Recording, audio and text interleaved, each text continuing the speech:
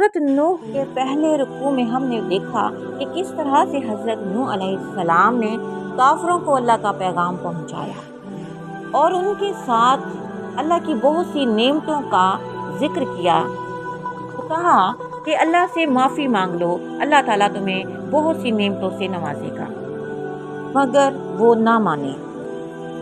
अगले रुकू में नूह अलैहिस्सलाम अपने रब से फरमा रहे हैं कि ऐ मेरे रब, उन्होंने मेरी नाफरमानी की है और उन्होंने मेरे खिलाफ खुफिया तदबीरें भी की हैं। और वो अपने साथियों से ये भी कह रहे हैं कि अपने माबूदों को यानी बुतों को जैसे वद, सुवा, यगूस, याऊक और नसर को हरगिज ना छोड़ना।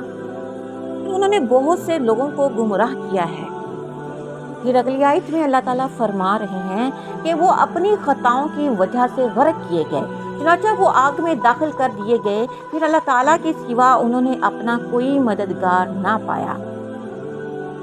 तो नूह अलैहिस्सलाम ने अल्लाह से फरमाया कि ऐ मेरे रब, तू ज़मीन पर काफिरों में किसी के रहने वाले को ना छोड़, और अगर तूने छोड़ दिया तो ये तेरे बंदों को गुमराह करेंगे और वो बदकारों और ढीठ काफिरों के सिवा किसी को जन्म ना देंगे। तो आगे हज़रत नूह अलैहिस्सलाम अपने रब से दुआ करते हैं कि ऐ मेरे रब, मुझे और मेरे वालिदैन को बख्श दे, और जो मेरे घर में मोमिन बन के दाखिल हुआ और सब मोमिनों मर्दों और औरतों को बख्श दे, और जालिमों को हलाकत के सिवा किसी चीज़ में ना बढ़ाना।